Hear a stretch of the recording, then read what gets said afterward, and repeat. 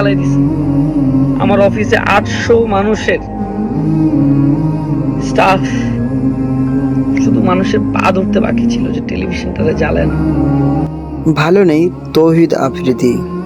ঘরবাড়ি, ব্যবসা প্রতিষ্ঠান সবকিছু ভেঙে চুরমার করে দিল দুর্বৃত্তরা। বাবার কঠিন পরিশ্রমে গড়ে ওঠা মাইটি ভেঙে দেয়। লাহিবে এসে কেঁদে কেঁদে এভাবে সবকিছু জানান তৌহিদ আফ্রিদি। আসার পর বারবার আমি আপনাদেরকে ইশারা ইঙ্গিত দিয়ে বুঝাইছি যে দেখেন, একটা মানুষ যখন একটা স্ট্যাটাস দেয় সে ডিলিট করে কখন। তিনি বললেন, আমার বাবা মানুষদের সবসময় ভালো চাইতো। আমার মনে হয় এ ভাঙচুর কোনো ছাত্ররা করেনি।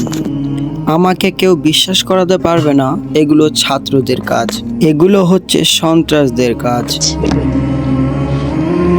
আমার সবকিছু ধ্বংস করে দিল।